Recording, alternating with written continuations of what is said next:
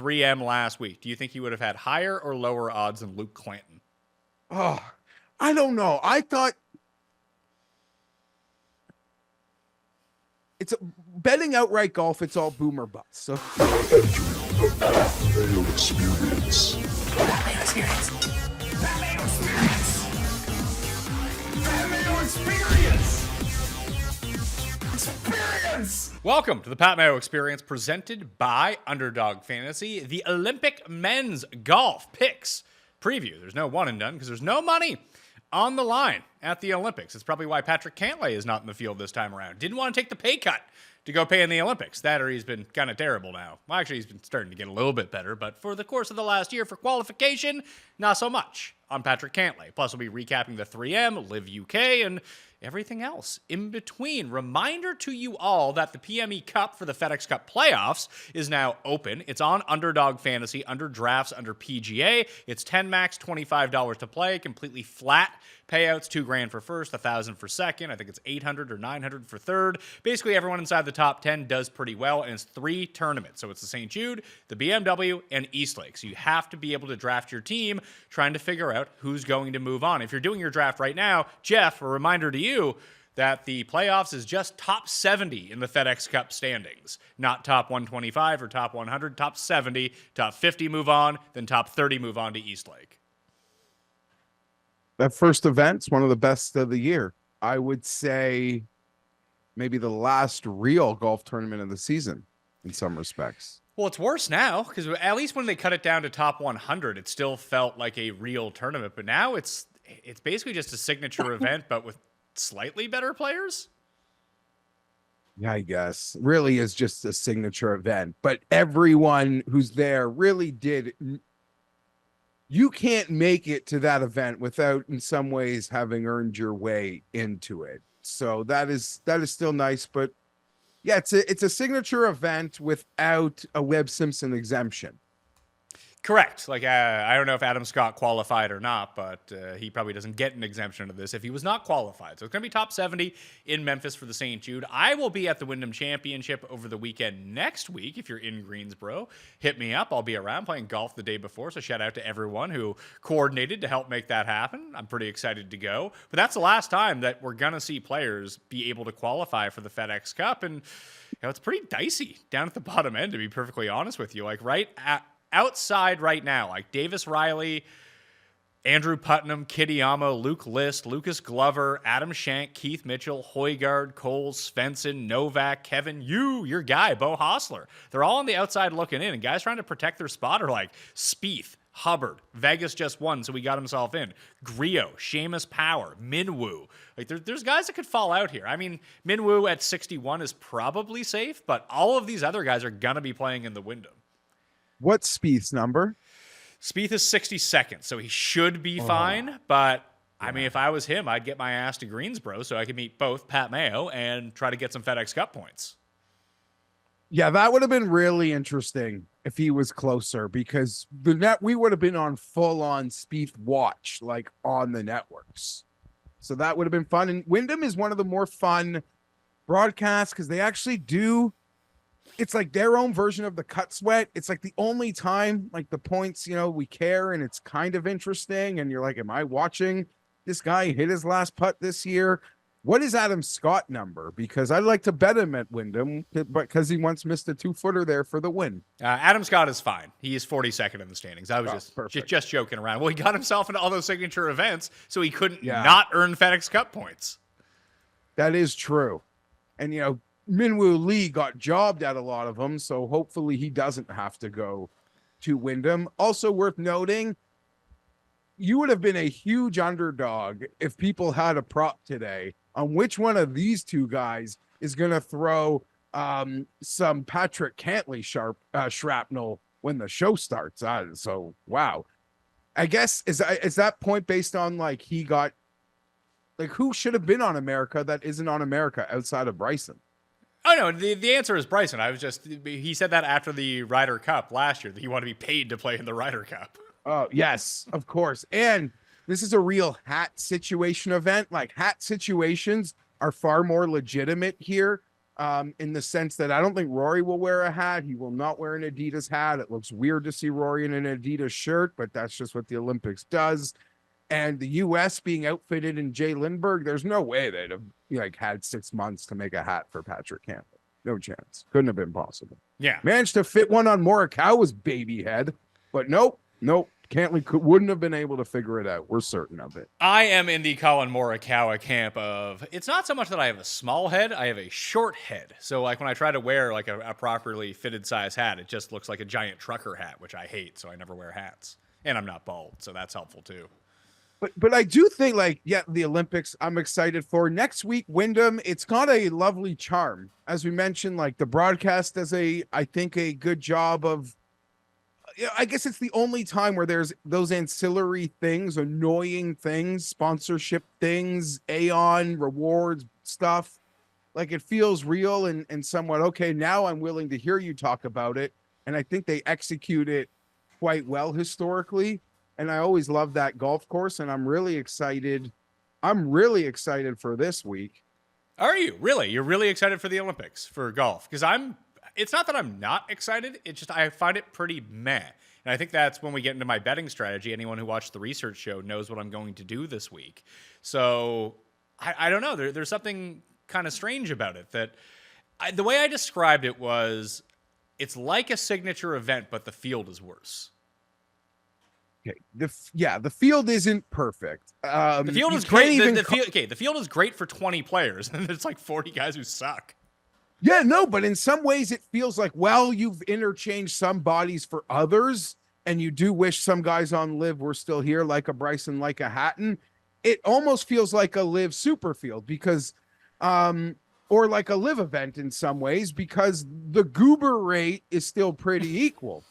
And listen, people got offended, but we say like the 3M field that had at least a 35% goober rate. It's not like we don't acknowledge that there's a goober rate on the PGA Tour. LIV, this field does feel like it's a stronger LIV event, even though there's a lot of good LIV players who are not here. It still feels like somewhere between a LIV event and something else. But obviously not an elevated event because there's only 20 guys. But it doesn't, like LIV events, it feels like it's just a Hero World Challenge, like field, I guess. I think that's a pretty good way to put it. Now, the field is very strong, like I said, at the top. And even going down the board, there are some fun names to talk about. But you have guys that there's a couple guys I've legit never heard of in this field. So that's always not a strong start to the Olympics. As someone who covers golf full time. As for my excitement in it, I just believe that the Olympic gold medal, it could already be at a place where it's more valuable, not financially, than both a Players' Championship and a FedEx Cup, like long term. I do think we will hold it in a higher regard than both of those tournaments, and that's why I'm excited for it. Because I do think, well, it's not like a major legacy thing.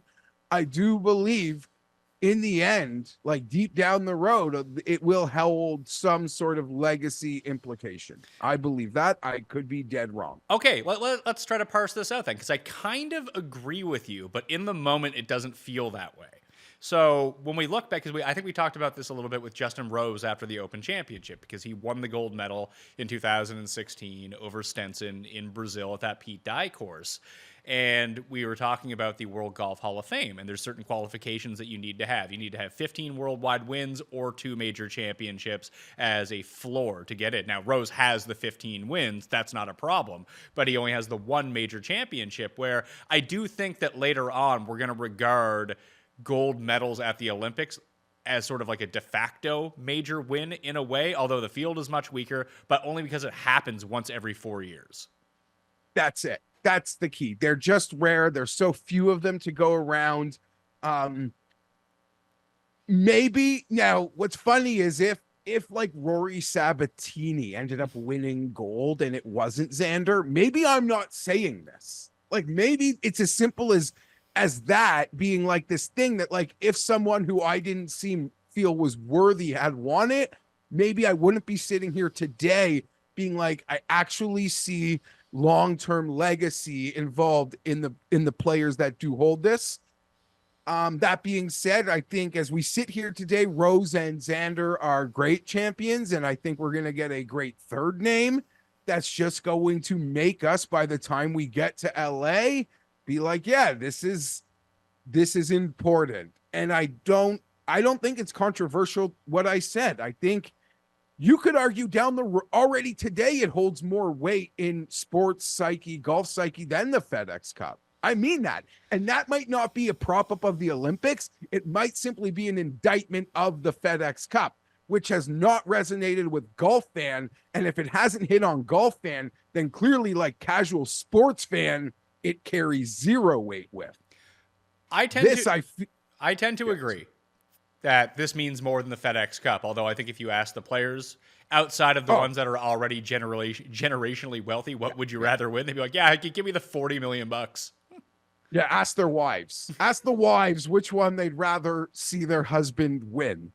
It would not be. And usually if you win the FedEx Cup, Pat, you like won the last tournament. You probably won one of the lead-in before East Lake tournaments.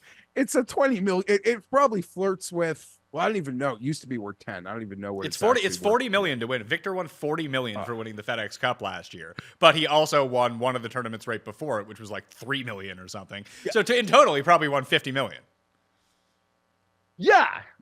Even if you're on LIV, I guess that's all a counter to LIV. It's actually crazy to say that it could be more important than the FedEx Cup when the FedEx Cup comes with that money. But I'm just strictly speaking like long-term down the road legacy. How long's the FedEx Cup been around? 2009, I want to say. I want to say a bit earlier. But is it really? It was way earlier? Way's a stretch. I might have over-exaggerated. The first year of the FedEx Cup, 2007 was the first year of the FedEx Cup. You're right. So I'm going to give you, so we're at like 15, 17 years. By the time we're 20 years, 18, 17 years into the Olympic experiment of pro golf, it will be hitting so much harder than the FedEx Cup is about to hit at the end of August. Like, I don't think it's going to be close. So when I speak about like long-term legacy, that's exactly what I mean. Despite the fact that we kind of made a case, maybe today it even holds more legacy implication, which might be unfair. Because great names have won that FedEx Cup, and like Rory's career will probably, like Rory defenders will probably be used to champion it when long-term resume is being debated. But gold, I think it's worth more than that, and the players. I believe that. I don't think it's worth more than the players. The players is the hardest field in golf.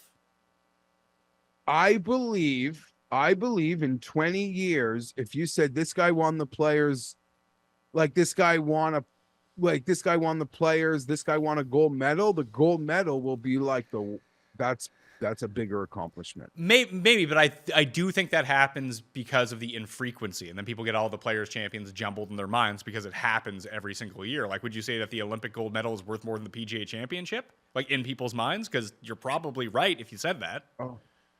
Okay, I see exactly what you're saying there, and you're right. Winning the Players' Championship is one of the hardest tournaments to win based on field, and I know like the whole LIV thing can be debated, but at least in like the big picture of golf, we've only had 2 players with LIV. So when we're talking about the players' legacy implications, we can talk about it as if LIV doesn't even exist in some sense, but that's tough. Okay. I'll fight. Maybe there's an argument there. I'll die on the hill of the FedEx Cup, though.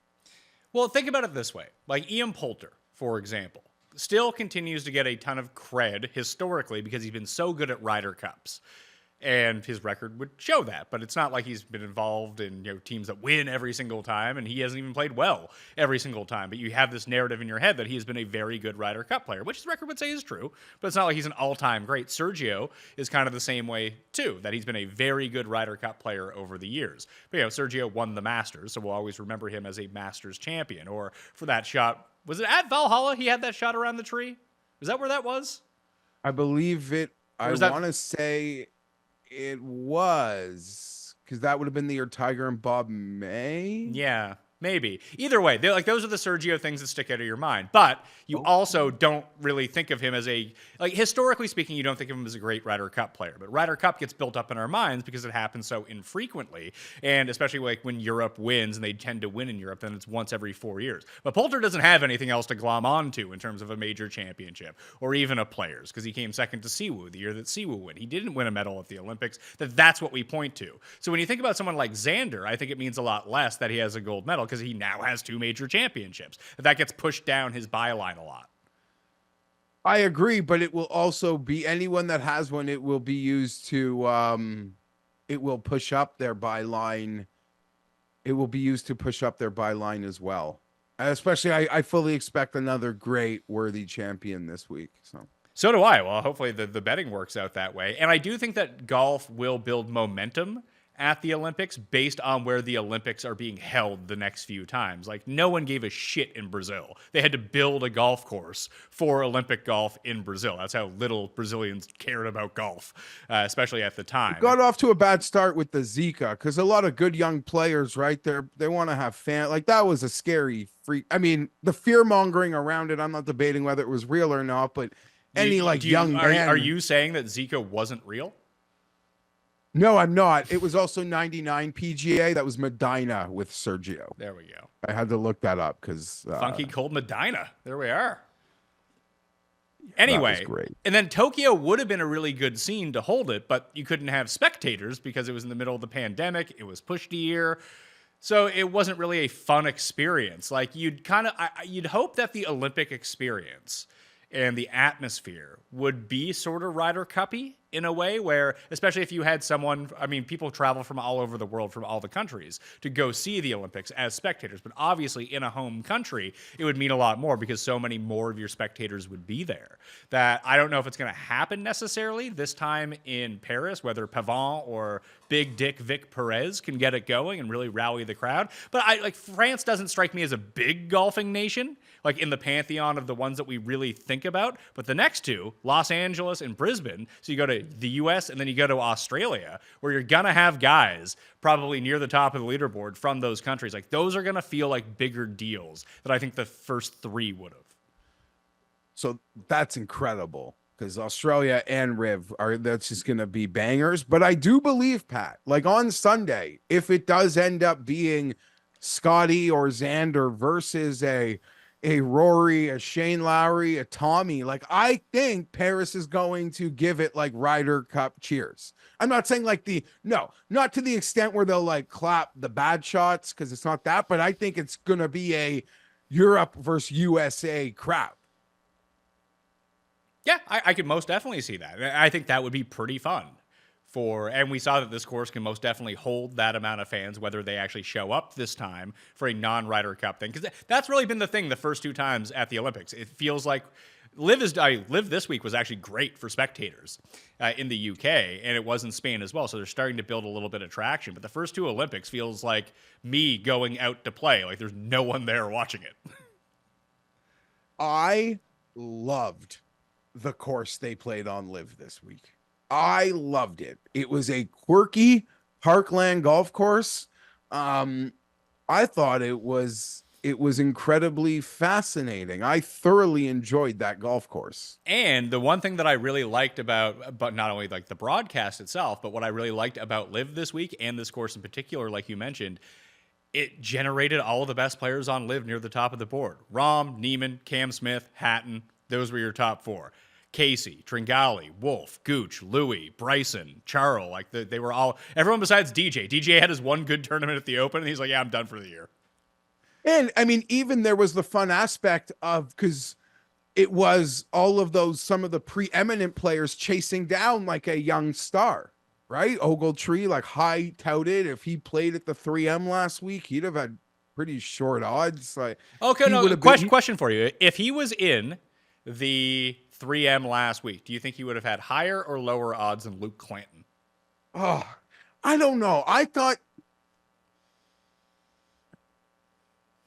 it's betting outright golf. It's all boom or bust. So if you believed in like the boom, like even if a guy misses a cut, like it's just, outright golf is so weird. like that. You're always playing for the ceiling if you're just trying to hit a winner.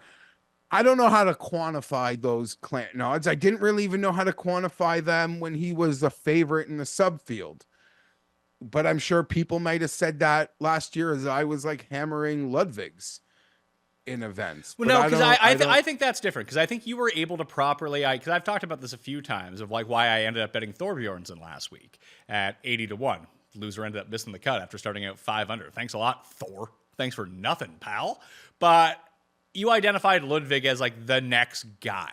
And I think that you were correct in identifying him that way. So whatever odds that you were getting, why not continue to bet him? So I have identified, I think, that, I mean, I've been wrong about these things before because I thought that Matthew Wolff would be better than Victor and Colin Morikawa. Dead wrong on that one. But I think that Thorbjornsen, at least from what I hear, and based on the results, that he is supposed to be the best of Shipley and Clanton and all these guys, that when we start getting with these big odds, it almost feels like you should be betting them every time, because in a year's time, he might just be 20-1 in every tournament, even if he hasn't won. Yeah. That's what happened to Ludwig. He was 20-1 and 12-1 before he had won anything.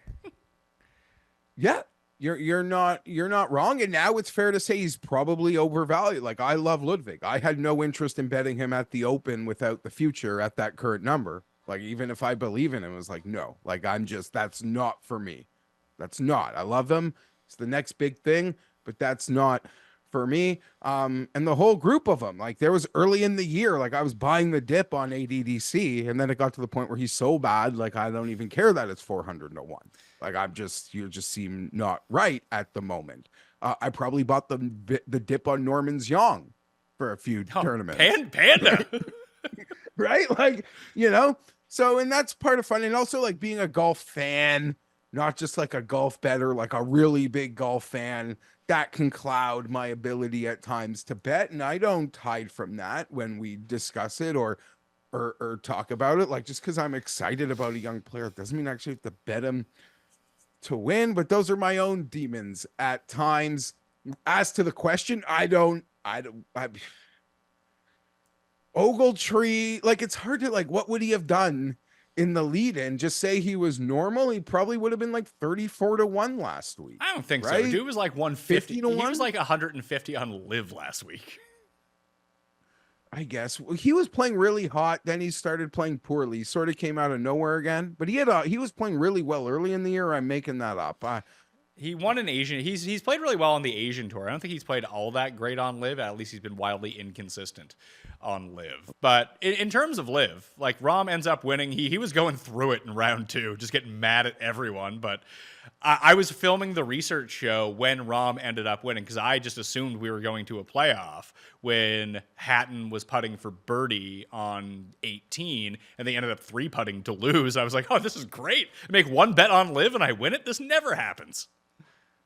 It was great. Shout out to everyone. Friends of ours won like a 40-1 on the LPGA. So many people hit Johnny Vegas. Congrats. We go, Pat, at this point, we just got to take our 7-1 and yeah, and move be along. happy. Be happy. I'm happier for all my friends that like saw Johnny Vegas, because I was never betting that. Even as people were like, you should look at that. I was like, yeah, I see it, the path, but I like the bomber, and people sliding into my DMs like Johnny Vegas props. Like, here's a link to my article.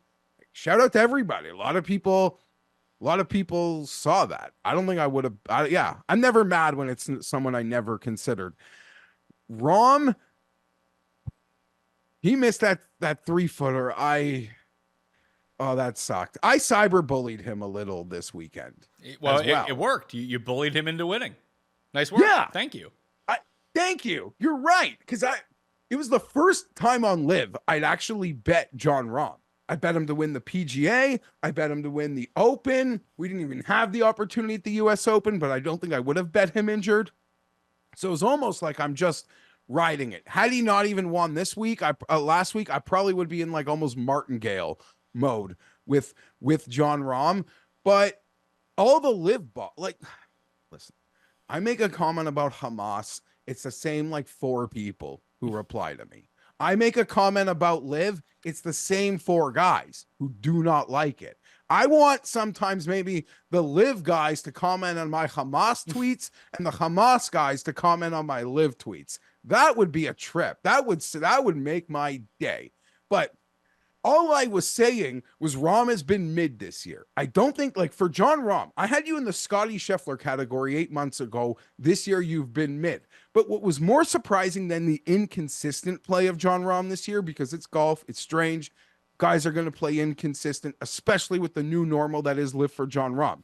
What was shocking to me about John Rahm's play on LIV this year is the times he was in contention, he objectively played horribly. People took offense to that. But what's funny is that someone that loves LIV and watched LIV yesterday, Sue Ellen, and Jerry Foltz, at least 4 times in the broadcast, mentioned how weird it's been, how Rahm has played when he's been in contention. We saw him earlier this year hit a cold shank while contending. I think it was the Neiman Sergio. That was in Vegas. He did that when Dustin ended up winning. Okay. So like, yeah, so that's all that. So they can say it on the announcement. I can't on the broadcast multiple times, but I mention it. It's offensive. And I'm sorry for taking 2 minutes to yell at like 2 people on the internet. That's not what I should be doing here. But it's good to see him win. What I'm asking people, if you watched any of the post, I'm genuinely curious because I had a busy day. I got kids. I watched LIV in the morning. What was Terrell's Hatton like? Like, he won the team event, so he is now like celebrating. Like, and it's a team press conference. And I'm curious because I didn't see it and I didn't see anything go viral. Like, did anyone ask Hatton, or did Hatton make a comment of like what it is like to miss that putt on the 18th to lose the tournament, but then be thrown into this party because you're on Legion 13 and we're now doing champagne because we're team 1 on the podium? That was a weird dynamic. Hatton might have missed it on purpose too. Like, John Rahm definitely got him extra money, brought him to Legion 13, gave him this once in a lifetime opportunity, Pat, to play for Legion 13. Maybe missed it on purpose. If he did, thanks, Ty. All that being said, it's fucking crazy. Ty Hatton should be in Paris ahead of Tommy Fleetwood. I said that. Ahead of Matt Fitzpatrick. Absolutely. Caleb Surratt, or whatever the hell his name is on that Legion 13 team as well, who's done really well this year. Dude is just printing money right now. Great choice by him, I think, rather than have to be Shipley and Thorbjornsson. Just like go play with John Rahm and win money. And in some of like the glad handing of John Rahm being mid this year, people like to remind me, Pat, that he's part of his responsibilities is being like a father figure and a mentor to Surratt, and because it's Hatton, Rahm, Surratt, and it's another really young guy. It's Puig, isn't it? No, Puig's a fireball. Oh. Legion. But sticking to LIV, having spoken to someone, because we got a few friends out in the UK who went to this event, this is what they said. They said the facilities were just fantastic. So like all that stuff, the build outs, lovely, the activations, a lot of fun for kids. He said he was shocked at the amount of random team chatter he was hearing around him. Like, because I hate the team stuff. I hate it. But he's like, no, like literally, like people were talking about the teams. He was just like almost listening in on other people. Are you sure you weren't talking to like a Cust burner account? No, I wasn't. But he said this is what bugged him the most about it. Because he's gone to a lot of golf events around the world. Goes like the type of golf fan there, like a lot of them, and it maybe goes to like the heckling of John Rahm, but like it is not the typical, like, yes, there are so many people who love going to LIV events who the PGA has abandoned their part of the world, and this tour comes in and they do, but there's like it's like a party. It's almost like people are getting their tickets via like you get drink tickets with, like, I don't know, there's like a side sell there, and it's just there's an atmosphere at this event that is very jarring, I think, to like golf people and clearly to John Rahm at times. So he said that was a negative, but overall said it was a lovely experience, and you can get way closer, how close you can get to these guys compared to like a standard PGA event. He said he had a great time and he would go back. And Liv came out with their next year schedule, Pat. I was disappointed to not see Canada on it again. Well, Because I've been talking with Liv. I think we might go do a broadcast from one of the Liv events next year. that would be a lot of fun. They're doing Austin. They're taking the match play. They're doing Stone Cold? Yeah, they're going to that match play course in Austin. They put it their schedule. I looked at it. It seemed good. It seemed like they're going to be playing a lot of golf. I don't know. Am I coming off as a Liv bot now? I don't think Listen, so. It's okay to talk about Liv. I like watching golf. Yeah. And I think when we talked about how Liv could ever get a foothold, which is not doing at the moment, it's starting to get a little bit of traction, but versus the PGA, it's like nothing at this point. But this is the type of week that we always talked about. You need to have Rahm, Cam Smith, and these guys competing in a tournament that people can watch versus a PGA event that literally no one cares about. And this is what finally happened this week. And this hasn't happened enough throughout the course of the season. Yeah. I mean, they've made some weird choices. They've picked on some like better events. Yeah. I feel like they went head to head with Memorial this year. Well, they kept going ahead. Well, they kept playing the week before a major, and then the PGA started scheduling like elevated events the week before majors. Yeah, so I actually haven't looked at the schedules how it goes against that, but they're in Australia super early. They're like in the Middle East and then into Australia. So that was one thing that was worth noting. But yes, okay, Liv, it's still to me my original joke, even though my parents were happily married still. Well, married. I can only assume. I can't, I guess, speak to them, but it's been quite a long time. Liv is like, they're like the stepmom who broke up something you really like, and your dad left your family to be with this woman. And I love my family, and at holidays I still want to see my uncles and my cousins and all these people, and but I'll never call her mom, and I don't think I'll ever love her, but we're gonna do things together, and a lot of them I'm still gonna like, but I'm not calling you mom. That's Liv. Okay. The next Liv event is the Greenbrier, which we're pretty accustomed to from playing on the PGA Tour. There's Bet Neiman there. That's where Neiman got his first PGA win, so that's probably where I'm going to go with that. That's where Bryson shot 58 or something a year ago, wasn't it? Yes. Speaking of Bryson, good job. Good job, Oh, Bryson. yeah, I haven't talked about that with you. I talked about it with Tambo on Wednesday. I watched it for like 20 minutes. I couldn't get through the whole thing. Like, it wasn't that compelling. I enjoyed it. Yeah, I enjoyed it. It was good. It was, and I'm not gonna lie, I haven't really watched a ton of these other ones. It's a fun concept, and I would honestly, other than you'd have to like wait for greens to clear a lot. If you're ever out there with your boys, like, change it up, tee it forward, like just play a different game. Well, right? The difference I would say, which I was really surprised about now that we're a week out of it, is that although, I mean, anything that you include Trump into is obviously inherently political at this point, but it didn't feel like there was any backlash to Bryson over it from anyone. Like, yeah, you're going to have like your random like Twitter people who are upset that Trump is in it, that are just anti-Trump within everything. But that didn't seem to filter over to Bryson at all, which I thought was kind of remarkable. Are you saying like in the same way, just like hypothetically, or did happen, like Portnoy interviews Trump and there's just a lot of like backlash towards Portnoy, the person involved with Trump? Or like if I had Donald Trump on the show, standing invitation, by the way, if the Trumpster wants to come on here and really increase the ratings of the Pat Mayo experience. But then like I would be labeled like a right-wing crazy person because I talked to Donald Trump on a show.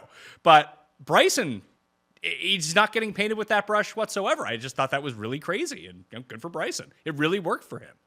And in terms of growing the game, I mean,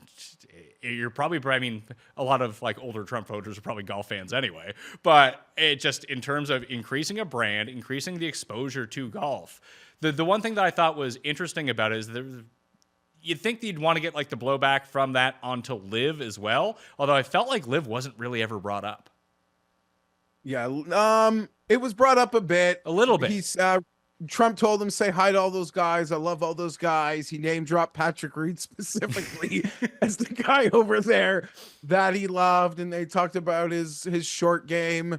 Yeah, I don't know. I mean, maybe. I mean, it shouldn't matter, or I don't know. I don't know why Bryson hasn't gotten any of the backlash. I guess in some ways, to some people, it would be like he's kind of overtly been pro-Trump, I think, for a few years. So, and some people be like, if I don't know if any person, I'm just trying to think of like a politics guy, like if anyone who's sort of seen as being right-wing interviews Trump, like they're already on that side. So what are we going to yell at him for? But I thought Trump gets through the ball well. I did. I was impressed how, for that age, he gets through the golf ball. What's funny is he actually gets through the golf ball on his putts, which is weird. And I love seeing the left trolling, like trying to troll. You could clearly tell who doesn't golf. Yes. Because when you burn an edge on like an 18-footer, you can't troll the guy for like that's not where you troll someone for missing a putt, is like burning an edge on a 15-footer. Like, sorry. Yeah, well, You know, the way that I kind of pointed it out was like I did see that like that weird level of troll. It's like the guy says he's like almost a scratch handicap. He can't make any putts. Like, what dude is putting like 25-footers all day? Like, I bet on guys on the PGA Tour who miss 3-foot putts consistently. Like, you're not supposed to make a bunch of 25-foot putts. Yeah, no, and it seemed like he hit some short ones and ones he had to make. And listen, don't get me wrong. Like, him claiming that he's out there winning club championships in the A flight is Mr. Burns-esque. Like just because I watched him get through of the ball lovely doesn't mean I can buy any of his nonsense that he could go beat like the 24-year-olds at my club today who hit the ball to the moon, and at your club and anyone's club. But I like, if you're going to tell me he's winning in his proper flight, like, I don't know, that's believable after watching that. But yeah, I don't know. It was interesting. I enjoyed it. It was I don't know, like an episode of Entourage. Like, it's just popcorn humor. I don't know if popcorn humor is the right word. It was just innocent, good little humor. I enjoyed it. I did like when Trump tried to start his Spotify playlist but couldn't get it to work right away, and then Bryson didn't know any of the songs. Like that, it was that sort of stuff that I found very compelling. Yeah. Like Trump as an actual person doing actual person things was just like, this is so weird. Like, usually when you see Trump, he's just pontificating at no end in front of a podium or just with a camera in his face. It was a bit more humanizing for him, I thought. Yeah, seeing him like just say like, you know, talk about should we your ball, my ball, like the line that they'll each have if based on whose ball they'll hit, like just natural golf guy stuff, but also 8-hole-in-ones, like 8-hole-in-one. I'm proud to announce that I have one less career hole-in-one than Bryson, who said he's only made one. So he's only up on me by one, which made me feel a little better about myself. But for 8-hole-in-ones is like, I don't, okay, man, sure. But things like, yeah, made it with Ernie Els, and I bet you that's true. Like, I don't think that story's a lie either. Maybe it is, but I don't think so. Passion, drive, patience. The formula for winning championships is also what keeps your ride or die alive. eBay Motors has everything you need to maintain your vehicle and level it up to peak performance. Supercharger, exhaust kits, LED headlights, and more. Whether you're into speed, power, or style, eBay Motors has you covered. With over 122 million parts for your number one ride or die, you'll always find exactly what you're looking for. And with eBay Guaranteed Fit, your part is guaranteed to fit your ride every time or your money back. Because with eBay Motors, you're burning rubber, not cash. With all the parts you need at the prices you want. It's easy to make your car the MVP and bring home huge wins. Keep your ride or die alive at ebaymotors.com. Eligible items only, exclusions apply. Everyone who tunes into the Pat Mayo Experience knows from time to time I like to talk to you about some health supplements that I end up taking, and I've been doing Timeline's Mitopure now for about a month. Feel great. And I think you can too. Take 2 soft gels a day for 2 months, and you can see significant improvements in your cellular energy, your muscle strength, and your endurance. That was the big thing. I've been golfing more this summer and lifting less. Yet, when I go back to the gym for my once a week, like max lift, I am not really atrophying that much. I'm not losing a ton of muscle, which is absolutely fantastic news for me and my golf game, because if you work out too much, then you get too sore, you get too stiff, you need to retain that flexibility. I'm retaining my muscle mass at the same time, although I'm not working out as much. And it comes in 2 product designs to fit your needs. They're berry powder, which is great to mix into your breakfast yogurt or daily smoothie. That's how I've been doing it. I've been eating some strawberries, raspberries, blackberries with a little bit of yogurt, a little bit of protein powder, then boom, Timeline's Mito Pure right on top of that. Or they have soft gels for the days where you're just on the run and wanted something convenient to grab and go. So, Timeline is offering 10% off your first order of Mito Pure right now. So go to timeline.com/Mayo to get that 10% off. All right? Let's talk 3M very briefly. You mentioned Vegas gets the win. A lot of people are on it. I saw Idone was on it. Our buddy from the Masters came out to Vegas with us, so congrats to him. I think Andy was on it as well. And a lot of people, as you mentioned, in the space were on Johnny Vegas. I was on it 3 years ago. Didn't get back to it this time because all the guys I bet on, except for JJ Spawn, who I really needed to make birdie on 18 for that full top 5 placement. What does he do, Jeff? Bogeys 18 to not win me any money. Thanks, JJ. Jerk. Credit to Johnny for all the reasons. Everyone who bet, you've called that perfectly. Like, he played exactly as the Johnny game script to let you win. You don't win, you come top 3. Like, obviously you need to win to hit the outright, but just like they called that on the nose. So everyone, like me, I didn't start a betting card till 50-1, but I wasn't anywhere close to wanting Johnny.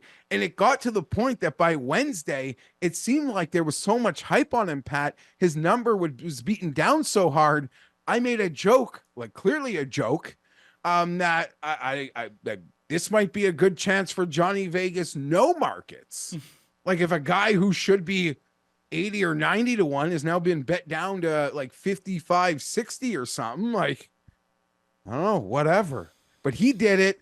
And my takeaway from the 3M will be that for an hour on Saturday, Taylor Pendrith was possessed by a 17 handicap. It was incredible.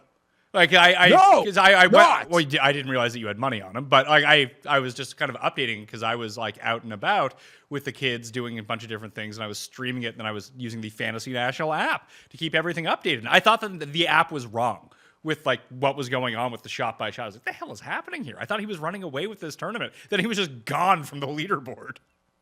Yeah, and this isn't the Open Championship, where you get it like, oh shit, like it happened to Neiman every day or something over there. This is a 3M Open.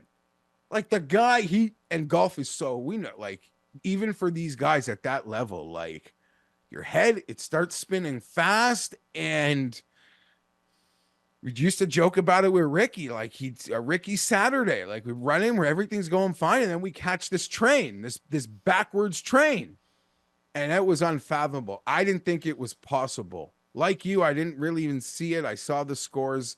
I saw when he was at 15 under, up 3, feeling great. How do I put this? I'm so happy. There's a point on Saturday, like I had Rahm and Pendrith, and I am the worst, and I am running so bad. I am running so bad that I'm taking neither of these guys to Sunday. Thank you for the first. I bet Rahm hard, but still, I hit a guy at 7-1. It's like, hey, first touchdown, yay! No, bet it way harder than a first touch. Okay. The other things that I want to point out with Vegas, the ball striking was obviously there. That's why people were on him. But his lag putting and his touch, especially on Sunday on these longer putts, that eventually got the best of everyone, except for Gracerman, who was just making everything. But we saw, it happened to Hatton on LIV as well, that 3-putt on the last. Like, Kuchar kept blowing them by. Mav kept blowing them by. And they would end up making the comeback, or Kuchar ended up missing a few of them. But just every time for Vegas, there was no 6-foot run by. It was just 22 inches past, a foot and a half past, go tap it in from like 90 feet, 60 feet, wherever it was. And that's really what won it for him, just being able to tread water, and then capitalize on the easy holes. He hit some incredible chips. I saw highlights of these a flop shot that he hit. Incredible. Just marvelous. And you mentioned the lag putting. I guess that'll do it. Shocked. What I would say openly as someone that didn't see a ton yesterday, literally shocked at the scores. You get out of the pool and see those scores, and you probably woke up thinking, like, you got to get to 19 or something today. Like, I was shocked at the scores. Now, obviously, it seemed like it was windy and shit was really starting to firm up as I got to watch and hear the announcers talk about that it was firming up and windy. So it started to make more sense. But seeing the scores out of the final 3 groups yesterday was like mind-boggling to me based on expectation. I was hoping that 18 under was going to end up being the winner because I was trying to manufacture a way where Spawn could win. I was like, well, people have shot 63 this week. So if he can just shoot 63, he's going to win at 18 under. And 17 ended up being the number because, guys get going back the other way. What a weird leaderboard, though, because like Kitayama posted a number. If Kuchar could have just putted anything on Sunday, I think he would have won. Yeah, and the leaderboard was very, it wasn't the players that I was looking at, but it's also like no one is surprised, as you mentioned, like last year, Zachy Blair and Stuart Sink were right there. So for Kuchar to be there, it's like, okay, guess it makes sense. Johnny Vegas, like there were bombers, there were plotters. Like that was a clear player profile that could work here. Made perfect sense. When I did watch Mav McNeely golf on TV yesterday, it seemed like the broadcast was making fun of him. And for the broadcast to make fun of anyone on CBS is pretty rare. And when I say make fun, that's a stretch. But they were going on and on about, like, this guy can't hit a golf ball right and is just luck sacking everything. And that you're going to stop luck sacking. That is his entire profile. You just described it. I don't know how he could win on the PGA Tour. I don't mean that seriously, but it's like you're not Jordan. You're not like good enough to luck sack a full Sunday on the PGA Tour. He's basically somehow Mav McNeely is Bush League Mackenzie Hughes. I love that comp. Hughes has 2 wins at least. Because he was able to luck sack his way and actually bring a little bit of game with him sometimes. Yeah, and I guess because I didn't even mention it, speaking of my Rahm cyberbullying, when I was saying, like, buddy, you're being mid, all the stat guys were telling me how great he's playing. Oh, yeah. How awesome his stats are. And I'm like, okay, so LIV, it's like saying LIV paid $500 million for Russell Henley. You got to win. And I wanted Jon Rahm to beat Jon Rahm yesterday, and he was Jon Rahm. So thank you, Jon Rahm. Now he's going to win a gold medal. But yeah, I don't know how Mav McNeely, what he does seems unsustainable for a trophy at the PGA Tour level. And this would be Like, the he right play well, he can this would place. be the right type of tournament to do that in, and he wasn't able to do it. I guess he almost did. Because it seems like, I know it's easy to say and it's hyperbole. It seems like there's no way he's going to hit his his fairways and greens. Like, if you told me, like, he'd have 20 footers all day for birdie, of course he could win a tournament. But it seems like he's just got to hit so many of those for par to win the tournament. And that doesn't actually seem like that's possible. Well, there was, I forget what hole it was. I think it was 14 or 15. He got himself short-sided behind a tree off the tee. He was like 90 yards out or something like that. And the tree was like completely in front of him.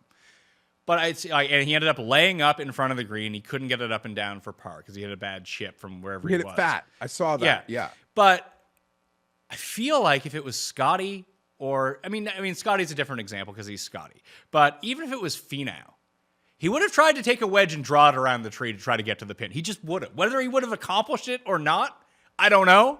But that shot would be in there. Like, him just laying up there was like, what are you doing, man? Like, you need to make some birdies here. Like you can't be doing that and then making. Maybe he had so much confidence that he'd be able to get it up and down because he had been doing it all the time. But just it seemed like a real nut. It seemed like the guy from Tin Cup who laid up on 18. Okay, so I agree with you, and I know exactly what you're talking about, and I bet you everybody watching feels the same way. And you heard like Gracerman talk about his shot on 18. Yeah, he went He's for like, it. I'm just going for it. Like, and maybe if Mav was in that spot on 18, he would go for it. But it does seem like Mav's entire golfing career existence, it's just ingrained in him to lay up because he can make that 14-footer. He never, like, I bet you he walked up to that and didn't even, like, going for it was like maybe a 3% range of outcome. Where any other golfer, probably it's at least like based on the circumstance, it's like 50-50 here. But it is just so almost like a football coach who like won't go for something else, like a 90s football coach or something, or an early 2000s coach that hung around too long. You're like, you got to change your stripe here a bit, man. No, he doesn't know how. That was my calculation from that. Now, and it's been so reliable for him. We could be completely off base here that when he walked up to the ball, like he was actually dead and there was nothing he can do. Now, that's completely possible. But I'm just saying from what I saw on TV, you know, listen, I saw Bubba hook one out of the woods at the fucking Masters. Like, But Pat, as someone that, you know, sometimes has gotten caught into Mav vortexes, what you saw is all the time. And that when your strength is making the putt, I get why, like that's why he always goes to do it. There were a couple times in that round, and I guess because it's early in the round, you do it. And like you said, he was making the putts, but there was no more time to make a par putt. You had to force an issue. And yeah, we're just idiots. Even if it was on TV, there could have been an unknown circumstance there. The lie could have been way worse. Whatever. Maybe there was a route. I don't know. But bigger than that moment, that seems like it's a total Mav mentality. Was there anything else? Oh, yeah. I was watching it with my mother-in-law because she was over helping us with the kids, and it was just on. She saw Vegas and Kuchar, and she asked me if I was watching the Old Guys Tour. I thought that was pretty funny. That's great. And who did Vegas beat in Canada 7 years ago? Charlie Hoffman. I had Charlie Hoffman money. It was on the day after my wedding. I remember it very vividly when I was freaking out in my fucking hotel room the day after my wedding. I knew that one stung somehow because I saw them post the picture of his last, like the distance between wins, and it was the RBC, the old RB, or I guess the still RBC trophy. And I knew that was a bad beat on for the show, but I couldn't remember, and I was too lazy to Google machine. I don't know, it was lovely. I don't know, Johnny Vegas winning, like maybe because at like heart I am more of a PGA Tour apologist. Like I see a charm, like it feels like way more charming than when guys like a Johnny Vegas on like LIV wins. That makes any sense? So what you're saying is that you find it more endearing when Johnny Vegas wins on the PGA Tour than if Anherban Lahiri wins on LIV. Yeah. And I know, listen, I mentioned, I don't acknowledge, like, or Brendan, or when Brendan Steele won in Australia this year. Yeah. And don't get me wrong. Like, there's flaws in the PGA system, like from Webb Simpson being glad-handed things to, you know, maybe it's not as much of a meritocracy as we want to believe, or as I've allowed myself to believe, but still at its core, like those guys with the influx of young talent, like when you're Johnny Vegas and every year there's a hurricane of young kids wanting to take your card, like you just don't get to hang around. You don't get to hang around. Now guys can milk exemption things. We always are, you know, there's always guys in fields who are like, what the fuck? He's like, oh, he's had this like 12-year medical. Okay, never heard of you. But yeah, I can't deny that. And I'm sure the LIV guy will make a counter to that, but I find it, I don't know, there's something way more endearing about it to me. How old do you think Johnny Vegas is? His story is insane. Answer the question. 36. 39. I thought he was like 50. He's 39. he's my age. He looks like Yeah, an he old is man. our Do I age. look like an old man? No, but his story is insane. Well, Like it truly is well, an insane we story. we'll do that in the Johnny Vegas exclusive show. Let's move on to the Olympics Yeah, and talk but about. one more thing, I just want to say the best tweet I saw was after he won from Antifaldo was like Johnny Vegas is the guy you don't want to meet in the A gap. Like he is the guy we build Brooks and Bryson to. Johnny Vegas is the guy like you don't want to be playing football and that guy's lining up across from you. He's a like tank. it's who Brooks, it's who we pretend Brooks is, to be honest. Olympics betting men's event. Do you have any women's takes? Or you just betting Nelly? I have no women's takes. Okay, so men's takes. I'm betting Scotty Scheffler to win this tournament. I think it lines up perfectly for him. It has water everywhere like Sawgrass. It has rough like Memorial. He's beat up on this exact style of tournament all year long. He won Bay Hill. He won Heritage. He won Memorial. He won the Travelers. Like he's won every iteration of these signature events. And this is basically a signature no-cut event, but with a worse field. So it's the exact same tournament he's won all year long, albeit with some good names at the top. And you add in, Rahm and Neiman and take out like 10 really good PGA guys. So it's a bit of a weaker field, especially at the back end. Scotty's at plus 420. It's 5-1 out there. I'm going to wait for my 30% boost, and I'm just going to bet Scotty Scheffler at like 5.5 or 6-1, whatever it is. The funny thing is, these were his exact same odds at the Open. Now he's facing a bunch of scrubs at the back end of this field and 100 fewer players. There is always the case to bet Scotty Scheffler. You said it before, like I don't know if you actually counted or you just like did a quick stare. You think you're up against 20 guys?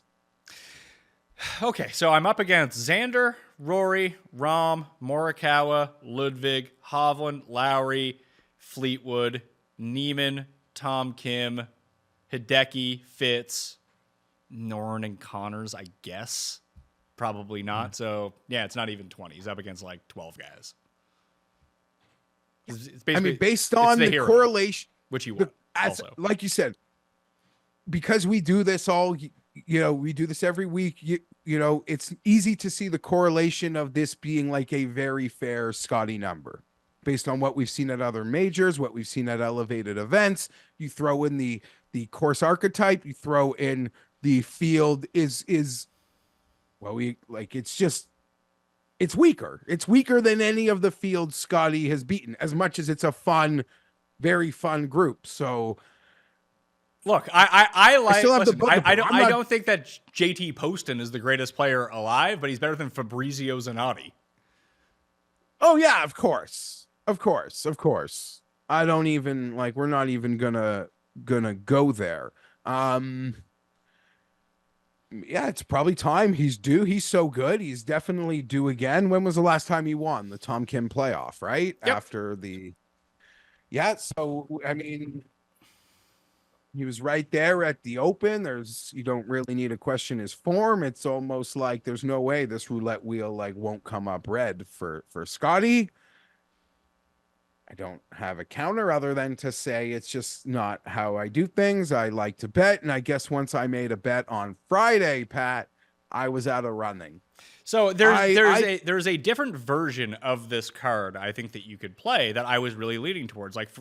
I've been kind of convinced that Tommy is going to win this for a really long time until I really looked at it. I was like, yeah, fuck it, I'll just bet on Scheffler. But you could just go with Tommy at 22, Tom Kim at 30, Noren at 33, Straka at 45, Hideki at 40. For less money than you'd probably have to bet on Scott. You could have those 5 guys. I like Abe Answer as well, but I think when I objectively look at who's going to win the gold medal, I think it's going to be Scotty Scheffler. I don't really have any holes to poke in it other than I just have no interest in betting that number, even though you've made the clear case that there's could be some, based on how we've seen this thing through the year, this is more than fair. I probably took myself out of that conversation when on Friday, as Jon Rahm was shooting 8 under, I bet him to win at 18-1. That's a good number. He's down to 10 now. He's like one of the few guys that win on LIV and actually see their number get shortened.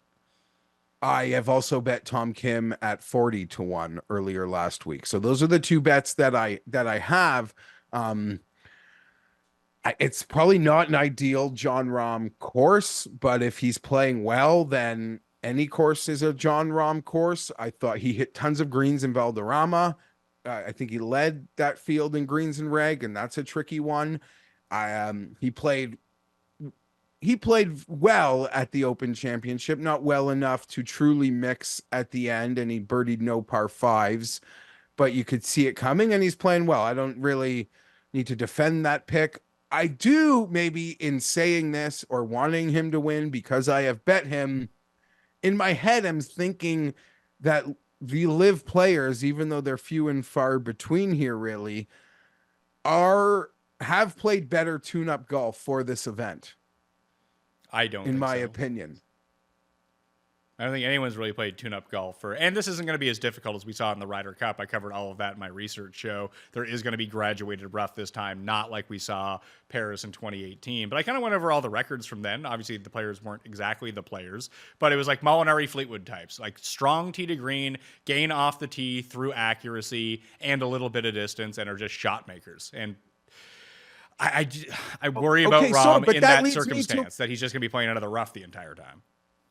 But that leads me to my thought in that Valderrama and what I just watched last week are very much the type of courses that you just explained. Maybe. I don't think so. Like, I think... granted, there's water on over half the holes here, so that's a big part of it. But, yeah, it's not an ideal course fit. I would say if I had to bet this thing on course fit and it wasn't Scotty Scheffler, I could still do it. I've stared at it. I joined our boy Noonan last week and spoke about it. I haven't bet Morikawa all year. I don't know how the guys who have been, if you have been one of those Morikawa people, I don't know how you get off here, because this seems like the perfect Colin Morikawa course. I agree. And it's funny, being a Morikawa guy, I really haven't bet on him that much so far this year. But if he hasn't got over the finish line anywhere, is this going to be the spot?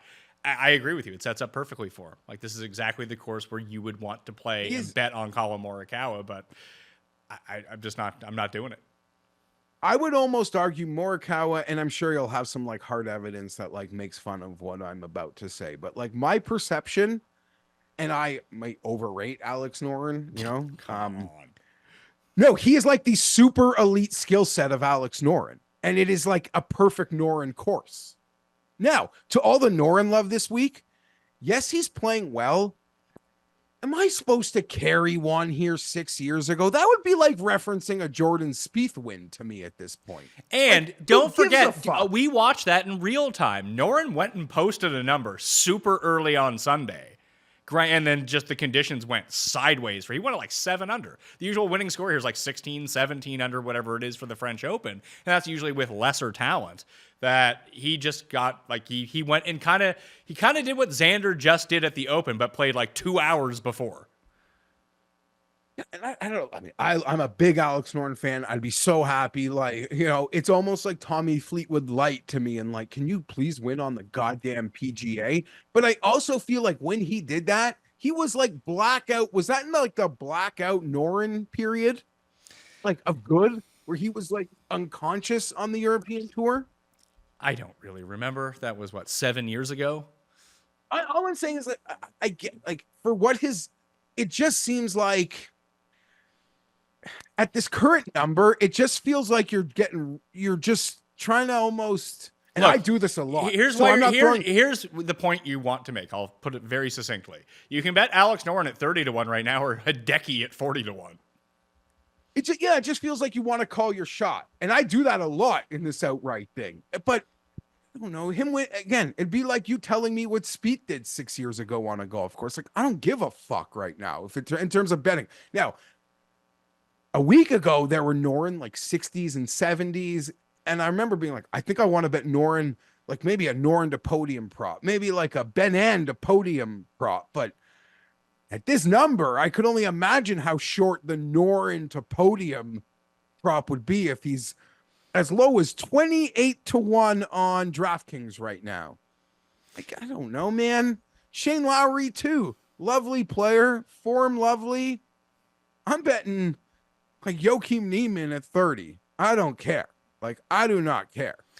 I will. To your point about Noren, he had won at Wentworth the year before in 2017. He won in 2018 before the Ryder Cup French Open. That was the year he lost in the playoff to Jason Day at the Farmers. He came third and missed the playoff when you were there at the Honda Classic. He came third at the match play. He was third at Wentworth again. Then he won in France. And then he was good. Let's see, top performers, Euros. Noren was 2-1 at the Ryder Cup. Fleetwood obviously 4-1. Rahm 1-2. Rory 2-3, and Thorbjorn Olesen was 1-1 that year, and came T10 at this course a year ago. And that's all. Like, it just seemed like that happened during his like best run of golf of his life. I don't know that you want to quantify what that, like, how that. I agree. It's a course fit, and he's playing some nice, clean golf right now. And I don't care what happened at the Open Championship. Like, again, if you got caught up in something there and missed the cut and played horrible, like, I will be the biggest apologist for you to strike that from your record in debating what you're capable of. I'm not participating in the Alex Noren at 30-1. Here's the perfect comp for him that you could bet at a bigger number who's won more tournaments within the past at least 2 years is Straka. Corey Connors? Straka. No, Corey Connors hasn't. Corey Connors won twice. He's won the same fucking tournament twice. Seb Straka, who hits every fairway, grinder, European, was on the European Ryder Cup team a year ago and has won at PGA National, which I think kind of looks a little bit like this course, albeit with a lot more rough. But he almost won in Memphis, too, another waterlogged course when he lost to Zalatoris in that playoff. Yeah. Like, he's a very accurate driver. His irons can come and go, but you'd want them to be on. He can get really hot with the putter. I think he's just a better player than Noren is at the moment. Noren's fine, but I can get Seb Straka for 15 to 20 more points on the betting board. I think I'd just take that instead. Yeah, and Noren's floor might be higher, but in the outright betting game, it's the spike. I mean, Noren has spiked. I mean, it was 7 years ago, but there were spikes, rounds, and moments. But yeah, Sep might play horrible, but I feel like the nuclear is more likely out of Sep. And if I'm betting a guy to win against a field with the guys at the top 10 names, I'm going to need you to be nuclear if you're going to beat that consortium of players at the top. Yes. But did you agree or disagree with my assessment that Morikawa is like the super elite version of Alex Noren? I mean, I don't think so. I just think he's a lot better. You can call. I just feel like they get around the golf course similarly. I would say that like Alex Noren's kind of like Brian Harman. Oh, Brian Harman just won the Open. Like Alex Noren. Yeah. Or like Noren's like the lesser Fleetwood. Maybe. And listen, as much as I say this stuff about Noren, like there's a chance I bet Fleetwood. He won here. You know, I do believe having played here is an obvious advantage. Clearly, I do believe there's a big advantage to all the guys that have played here. No players from the American Ryder Cup team in 2018 are in the Olympics. That is so messed up. I guess a lot of like Xander got good the year after. Yeah, I guess so. Scheffler wasn't there. Phil was there, so was Tiger, so was Bryson. Yeah, Tiger was there. Bryson Bubba was there. That was the hot fire Bubba year where he played himself onto the team. Anyway, the gym down the board. Down the board, because I'm going to bet Scheffler. That's the only outright I'm going to make. But I do want to make some other bets, obviously. Top 5s, top 10s. I told you before the show, I like how Subshankar Sharma is playing. And I'm going to bet him in some, maybe a top 5, maybe a top 10, something like that. But deadly accurate and really good form coming in. Like, it's kind of shocking that he's been, I don't want to say like this good, but he had the T5 at the Italian Open. He parlayed that into a T39 at the Scottish Open where he led all players in approach. Then he was just top 20 at the Open. He's coming back up. There are clearly the signs are pointing that he is playing well. I'm looking at grids without the DP stuff, but he's playing lovely. If I like went that way, it sounds crazy. I'm not crazy, but I feel like I'd be more likely to swallow 200 points and bet Guido at 100-1 or Answer at 100-1. That seems like the as low as I'm going to get this week in a thought process. Well, I'm not betting him outright. I'm betting him to like top 10 or something. I'm not betting any of these guys to win. Like, I like Answer as well. Maybe he ends up making the card as a top 20 or top 10 or whatever it is. But I don't know. Sharma's playing good golf. Is Answer even playing good golf? Yes, I feel like he's been loitering. Now you say you feel that. Do you know that? No, well, we can look it up, but I feel like he recently won on LIV, and he has at moments in each of the tournaments been loitering near the top. At some point fading. He won in Hong Kong like years ago. It feels like now. That was in like March. He won. Let's see. Where is Answer? Answer is currently 14th in the LIV standings. He won Hong Kong in March, and he had a nice run after that, and since he's been T24, T18, 26th, and T16 last week. And how has he performed? He was 60. He was in the final group on Saturday. He finished 16th because of him watching Rahm muck it up with him. Yeah. He was 58th at the Open as well. That's the only major. So I'm a sucker in, I guess, like thinking the layout really does suit Answer. I agree with you. Anyone who has bet on Corey Connors should be betting on Abraham Answer instead. I completely subscribe to that theory that they're very similar players, except Answer's probably better. It probably has a better chance to win. Connors probably has a safer floor, but like we talk about Straka and Noren, Connors isn't likely to just completely abandon his ball striking at any moment, where Answer can do that. But Answer can kind of chip and putt and strike the ball as well as Corey Connors in exactly the same way when he's on. So that would be the case for Answer over someone like Connors. Yeah, I mean, that's a very fair counterpoint. I mean, I don't know. He got sick. Even Ben Ann, and it feels like a guy who could get around here pretty clean, but not play well enough to actually win. And I'm seeing his number as big as 85, as low as 45. I like Ben Ann here. I think I'm going to look at more Memorial for this spot, along with some different places, because I think that that graduated rough is going to be a real factor. I mean, it's another reason to like Morikawa, obviously, but obviously we've seen Neiman play well there. We've seen Rahm win there. Scotty just won there. Ben Ann has lost in a playoff there in the past. Hideki has won there. So I think that there is some merit to that, but I don't know. We'll see. The thing about Memorial is, I guess if you take the U.S. Open out of it, it was probably the hardest event we watched this year in terms of difficulty. Yeah, I can see that. For sure. I think there's going to be elements of Bay Hill in here. I mean, it's not as long as those courses, so it does bring some of the shorter hitters into play that you wouldn't normally see at those places. But, maybe PGA National, maybe Sawgrass, like some of those courses, like some sort of mixture of the length of a Sawgrass, but with the rough of Bay Hill, if that makes any sense. I got to stop thinking about that. I want to bet Hatton because he's not allowed to play. But everything you just said made me think like, oh, Hatton. Or the guy who won all of those tournaments this year. You're okay. Yes, there is a guy who won all of those. I'm so stupid for how easily I could just like forget something like that. Not like actually forget it, but like I'll start looking at the board again, and that will like leave my brain when there should be like a block. You know how people can take drugs that like can block something in their. I need to take a drug that as I'm looking at golf boards, I never forget that guy is here.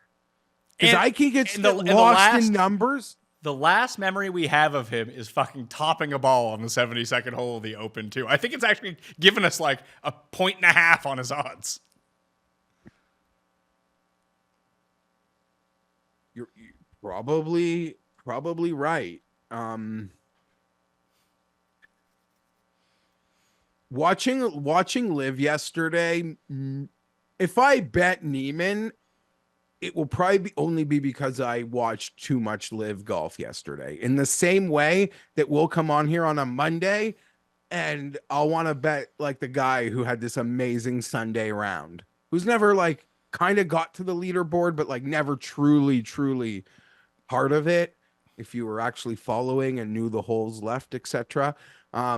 So watching Live Golf might cause me to bet Joachim Neiman because he was striking it gorgeous again. I can see that. So, quick picks for the Olympics men's competition.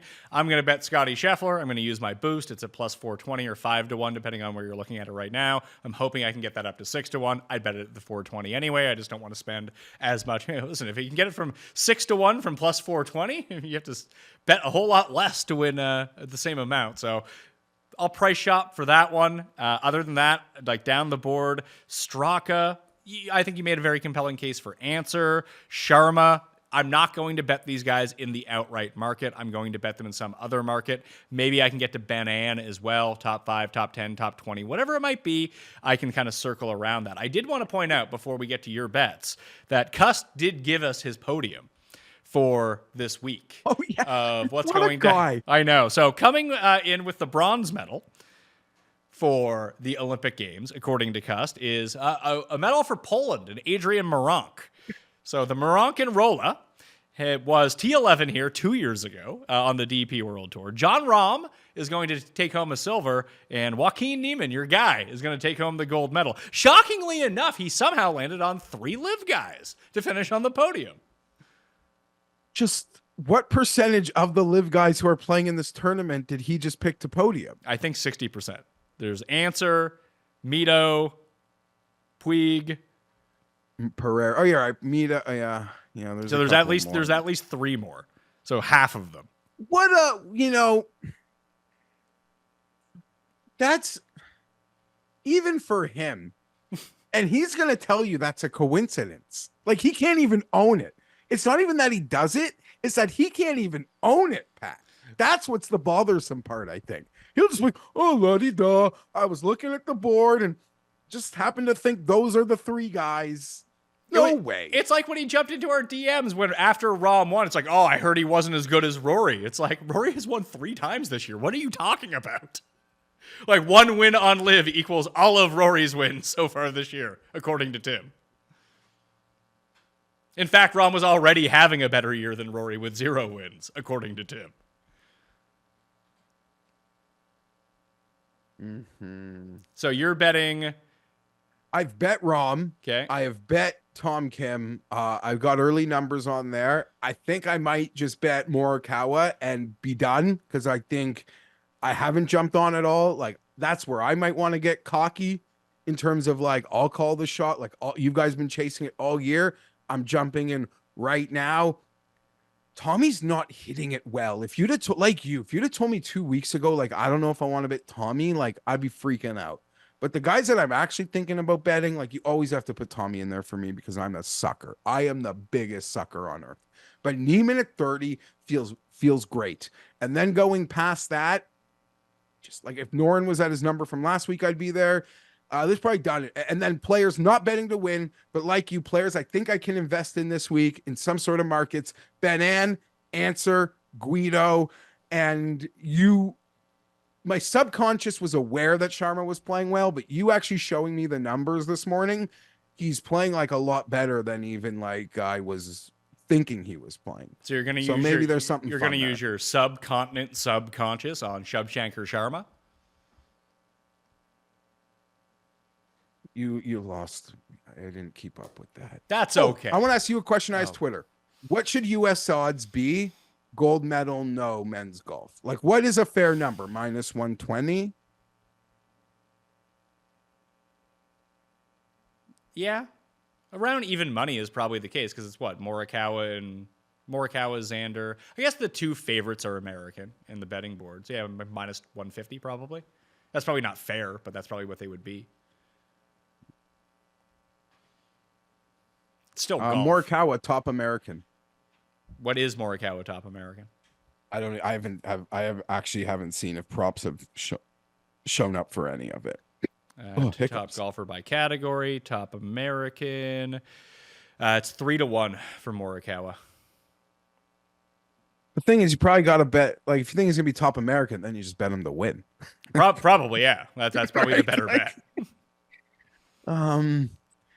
Yeah. If Xander wins, does he pass Scotty for Player of the Year to you? Yeah, I think he would. Yeah, I agree. Here's a bet for you. Straka 18-1 top European. I don't know if I'm going to get there, but that's starting to look a bit. Where's top Asian? Where's Sharma in that market? Sharma 14-1 to be top Asian. So you beat Tom Kim, Hideki, Ben An, and then you're into Katita Nakajima, CT Pan, and Kevin Yu, who are all ahead of him. I like Sharma better than those guys. At 14-1. You can play it with the top 3 each way if you really wanted to. All right, we got to get out of here. Geoff Fienberg at GFienberg17 on X. You can follow me at the PME. We got football shows coming up very soon. We're going to get Cust back in studio, do the win totals because it's almost here. So sub to runthesims.com right now for all the betting and daily fantasy packages. Code Mayo get you a discount. Or if you just want to make season-long projections and compare your numbers against the Underdog fantasy numbers, use code Mayo at Underdog Fantasy, obviously. But if you just use an email at Run the Sims, it's completely free. So you can make your own numbers that way and export them all you want and try to pick off the best numbers possible at any sort of book for season-long futures. So I would highly recommend that you do that, okay? Smash the like while you're here, and that will do it for me. I'll see you next time. Mayo experience! Experience!